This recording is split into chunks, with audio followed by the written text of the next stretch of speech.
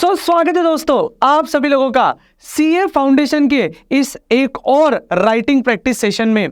Now अभी तक हम लोगों ने जो भी वीडियो यहां पर शेयर किए आप लोगों के साथ, उसमें हम लोगों ने इंडियन कॉन्ट्रैक्ट एक्ट के जो भी पास्ट ईयर एग्जामिनेशन क्वेश्चंस थे उनकी राइटिंग प्रैक्टिस सेशन हम लोगों ने यहां पर कंडक्ट की है। नाउ इस पर्टिकुलर सेशन में अब आज से हम लोग स्टार्ट करेंगे sale of goods act, that is सोगा की राइटिंग प्रैक्टिस।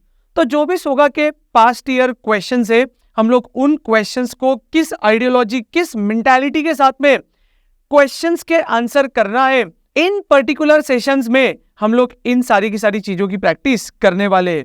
सो बिना किसी टाइम को वेस्ट करते हुए हम लोग डायरेक्टली चलते हैं हमारी मेन स्क्रीन पर, और मेन स्क्रीन पर चल के हम लोग देखते हैं कि सबसे पहला आज के सेशन का क्वेश्चन कौन सा होने वाला है। सो देखिए अभी मेरे पास में ये जून 2022 का पेपर है, क्वेश्चन नंबर 1 जो कि कंपलसरी क्वेश्चन होता है, और इस कंपलसरी क्वेश्चन का मैं पार्ट सी आप लोगों के साथ डिस्कस करूंगा। तो देखिए यहां पर इन्होंने क्या बोला है, what are the consequences of destruction of specified goods before making of contract and after agreement to sell under the Sale of goods Act 1930। 4 number का क्वेश्चन है। इस क्वेश्चन को पढ़ते सहित मालिक मुझे मेरी सेल ऑफ गुड्स एक्ट की यूनिट नंबर 1 का सेक्शन नंबर 7 और 8 याद आता है।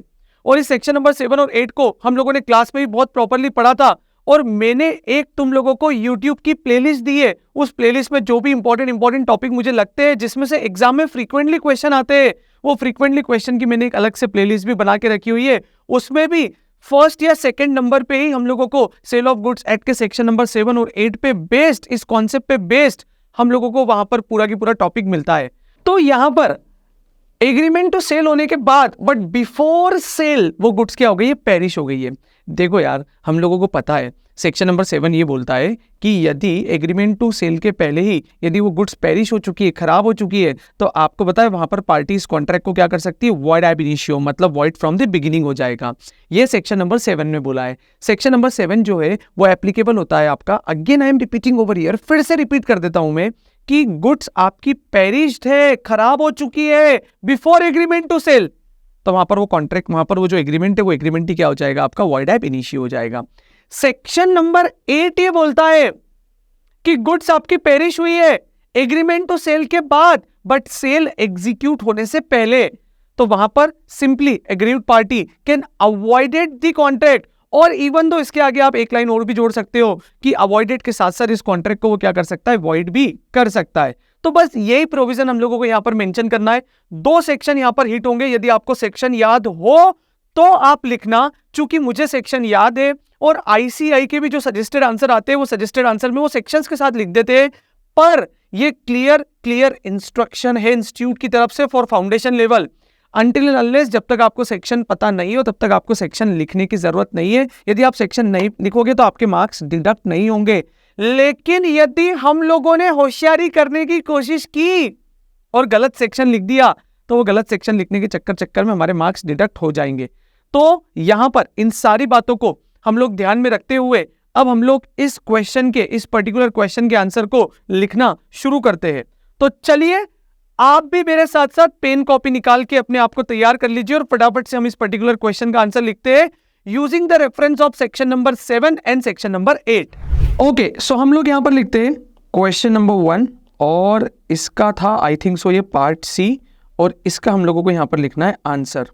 आंसर में सबसे पहले हम लोग सेक्शन नंबर 7 का हेडिंग डाल देंगे, और हेडिंग में हम लोग कुछ ऐसा लिखेंगे कि goods perishing before making contract, और चूंकि मुझे सेक्शन याद है इसलिए मैं यहां पर लिख देता हूं सेक्शन नंबर 7। ओके, अब इसको हम लोग डील कर देंगे। हम लोग लिखेंगे यहां पर in accordance with the provision of cell of goods Act 1930 as contained in section 7, a contract of sale of specific goods is void if at the time of when the contract was made the goods without the knowledge of the seller perished or become so damaged as no longer to their description in the contract, then the contract become void ab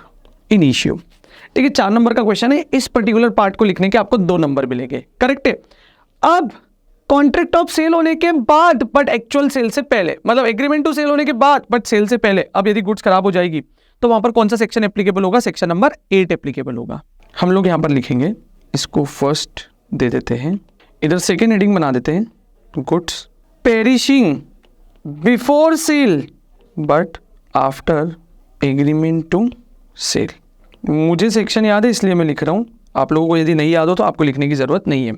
लिखते हैं मालिक हम लोग यहाँ पर, where there is an agreement to sell specific goods and subsequently the goods without any fault of on the part of the seller और buyer perish or becomes so damaged as no longer to answer to their description in the agreement before the risk passes to the buyer. The agreement is thereby avoided or becomes void. ठीक है, तो यहाँ पर हम लोग ऐसा भी लिख सकते हैं कि ये जो पर्टिकुलर एग्रीमेंट होगा, ये पर्टिकुलर एग्रीमेंट क्या होगा? अवॉइडेड हो जाएगा या वॉइड हो जाएगा। ठीक है, so now this is the answer. और ये 4 नंबर के लिए आपको इस तरीके से आंसर लिखना है, जहां पर हम लोग सेक्शन नंबर 7 और सेक्शन नंबर 8 का रेफरेंस लेंगे। और साथ ही साथ हमको एक बात ये भी पता लग गई कि जो कंपलसरी क्वेश्चन होता है, उस कंपलसरी क्वेश्चन में जनरली सोगा से भी एक क्वेश्चन आता है फॉर 4 मार्क्स के लिए। तो अच्छे से प्रिपेयर करना है हम लोगों को सेल ऑफ गुड्स एक्ट को भी। तो ये तो हुआ हमारा इस पर्टिकुलर वीडियो का first question. Now the next question is about, आप देखिए सबसे पहले क्वेश्चन नंबर 4 है हमारे इस पर्टिकुलर पेपर का, जहां पे इन्होंने बोला है यूनिट नंबर 2 से पूछा हुआ क्वेश्चन है, what are the implied condition in a contract of sale by sample. Okay, question ध्यान से पढ़ना, क्वेश्चन छोटू सा है लेकिन 2 अलग अलग बातें पूछी है इन्होंने। Under the Sale of goods Act 1930 also state the implied warranties operative under the act. मतलब इन्होंने एक ही यूनिट के एक ही क्वेश्चन में 2 अलग अलग कॉन्सेप्ट को यहां पर इन्होंने हिट कर दिया है। और ऐसा करेंगे भी ना, क्योंकि इन्होंने ये क्वेश्चन कितने नंबर के लिए पूछा है? 6 नंबर के लिए पूछा है।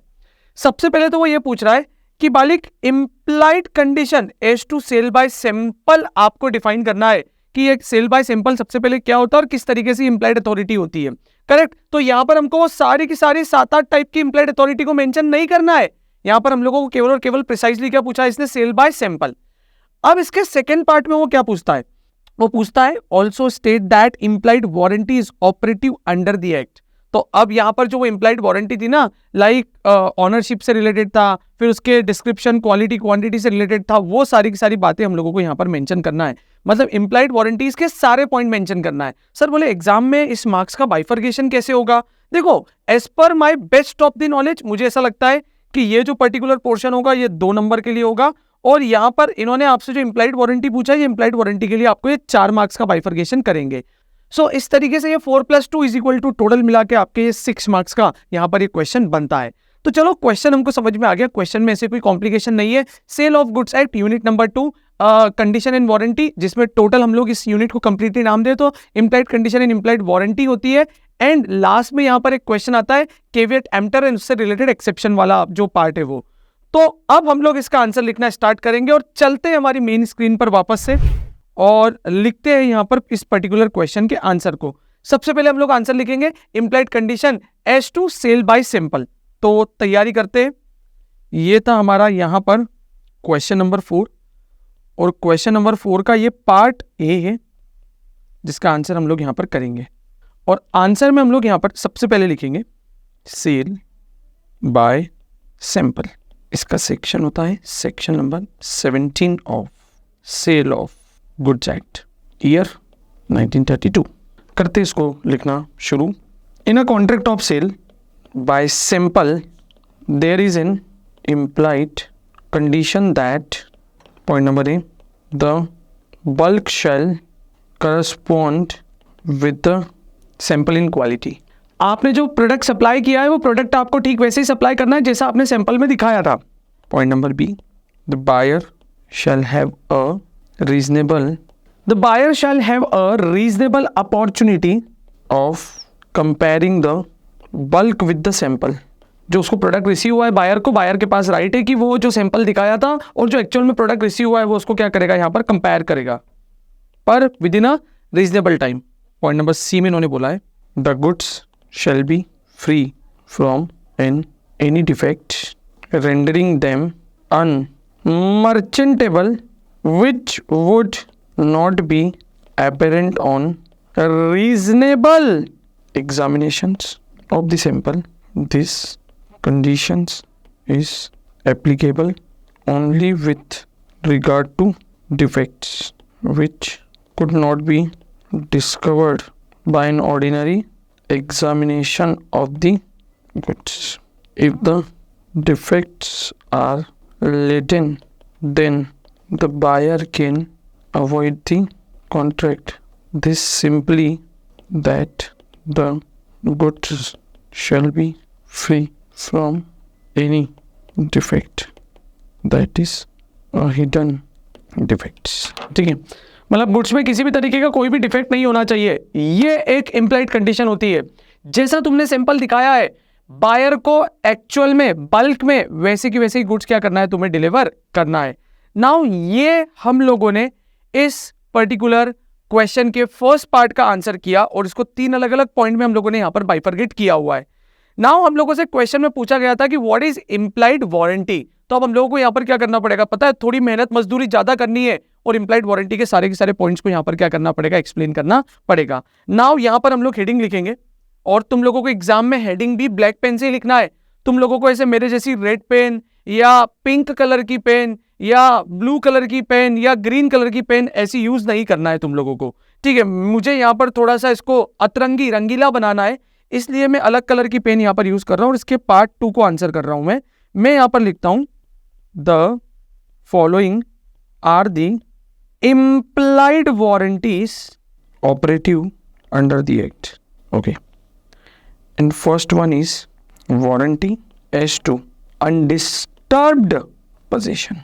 Warranty as to undisturbed possession. Basically ये सेक्शन नंबर 14 में ये सारी की सारी बातें मेंशन होती है, बट हम लोगों को नहीं भी डिक्टेट करेंगे तो भी चलेगा। लिखेंगे यहाँ पर an implied warranty that the buyer shall have and enjoy quiet possession of the goods. That is to say, if the buyer having got possession of the goods is later on disturbed in his possession, he is entitled to sue the seller for the breach of the warranty. ना वो क्या कर सकता है, breach of warranty के लिए यहाँ पर सूट फाइल कर सकता है, सूट फाइल कर सकता है, कॉन्ट्रैक्ट को कैंसिल नहीं कर सकता है, क्योंकि कंडीशन ब्रीच को कॉन्ट्रैक्ट ब्रीच बोला जाता है, वारंटी ब्रीच को कभी भी कॉन्ट्रैक्ट ब्रीच नहीं बोला जाता है। कंडीशन यदि ब्रीच होती है तो बायर वहां पर कॉन्ट्रैक्ट को रेप्यूडिएट भी कर सकता है, लेकिन केवल और केवल वारंटी ब्रीच हो जाने से वो कॉन्ट्रैक्ट को रेप्यूडिएट नहीं कर सकता। Second point, warranty as to non existence of encumbrance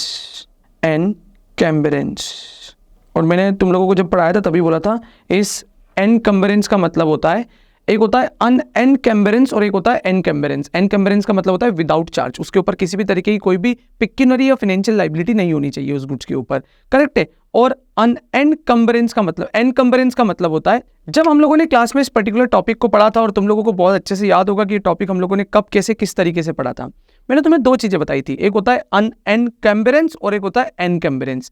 encumbrance का मतलब होता है कोई पिक्यूनरी लाइबिलिटी क्रिएटेड होना और unencumbrance का मतलब होता है कि फ्री फ्रॉम encumbrance, मतलब उसके ऊपर किसी भी तरीके की कोई भी लाइबिलिटी क्रिएटेड नहीं है। तो यार जब भी कोई बायर किसी सेलर से कोई गुड्स परचेस करता है तो वहां पर वो ये अज्यूम करके परचेस कर लेता है कि यार यहाँ पर एक ना डीम्ड इंप्लाइड वारंटी है कि इस गुड्स के ऊपर कभी भी किसी भी तरीके का कोई भी एनकम्बरेंस नहीं होगा। तो यहां पर एक ही इंप्लाइड वारंटी, यदि इंप्लाइड वारंटी डिस्टर्ब होती है तो इस वजह से बायर को, एग्रीड पार्टी को जो भी नुकसान होगा वो उस नुकसान को क्या करेगा, यहां पर कॉम्पनसेट करेगा। कॉन्ट्रैक्ट को रेप्यूडिएट नहीं कर सकता है, लेकिन केवल और केवल क्या करेगा, यहां पर वो डैमेजेस क्लेम कर सकता है। ठीक है, तो देखो अब हम लोग इसको यहां पर डील करते हैं और लिखेंगे an implied warranty that the goods shall be free from any charge, charge include pledge, mortgage, bailment सब आ जाता है, और an encumbrance in favor of any third party not declared or known to the buyer or at the time the contract is entered into। ठीक है, सो ये एक point हम लोगों को ये भी मेंशन करना है। Now the next point is point number C, that is warranty as to quality और fitness by usages of trade, by usages of trade. ठीक है, यहाँ पे इन्होंने क्या बोला है, according to them an implied warranty as to quality और fitness for a particular purpose may be annexed or attached by the uses of trade, by the uses of trade। ठीक है, and the last condition is disclosure of dangerous nature of goods। ठीक है, disclosure of dangerous nature of goods। मैं हर एक answer को dictate इसलिए करते जा रहा हूं क्योंकि कहीं ना कहीं हमारी पेंसिल भी थोड़ी सी दगा दे जाती है। दगाबाज रे, हाय दगाबाज रे। ठीक है, उसके तो नैना दगाबाज थे, हमारी पेंसिल दगाबाज है। कोई बात नहीं, लिखेंगे हम लोग यहाँ पर, where the goods are dangerous in nature and the buyer is ignorant of the danger, the seller must warn the buyer of the probable if there is a breach of warranty, the seller may be liable in damages। मालिक, काफ़ी सारी चीज़ें ऐसी होती है जिनके ऊपर आपको मेंशन करना पड़ता है, बच्चों की पहुंच से दूर रखो, खतरनाक है, डायरेक्ट कंज्यूमेबल नहीं है, ओनली फॉर इंटरनल यूज। ठीक है, हैंडल विथ केयर। ऐसी चीजें क्या करनी पड़ेगी पता है, सेलर को मेंशन करनी पड़ेगी, क्योंकि यहां पर बायर जनरली उस गुड्स के इन पर्टिकुलर डेंजरस नेचर के बारे में अवेयर नहीं है। तो मालिक, ये हुआ हमारा ये पर्टिकुलर क्वेश्चन नंबर 2, 6 नंबर का क्वेश्चन था, और इस 6 नंबर के क्वेश्चन को आपको इस तरीके से यहां पर आंसर करना पड़ेगा। सबसे पहले हम लोगों ने यहां पर सेल बाय सैंपल बताया। सेल बाय सैंपल के बाद इन्होंने नेक्स्ट पार्ट में पूछा था कि what is implied warranty of the contract of cell of goods. तो यहां पर हम लोगों ने 4 टाइप की पूरी इंप्लाइड वारंटी को भी डिफाइन किया है। तो दोस्तों, बढ़िया तरीके से प्रैक्टिस कीजिए। ये 2 क्वेश्चन आपके साथ इस पर्टिकुलर वीडियो में शेयर किए गए हैं। मिलते हैं हम लोग नेक्स्ट और वीडियो में, जहां पर हम लोग सेल ऑफ गुड्स एक्ट से रिलेटेड कुछ और पर्टिकुलर क्वेश्चंस की बात करेंगे। तब तक के लिए thank you so much, take care and work hard.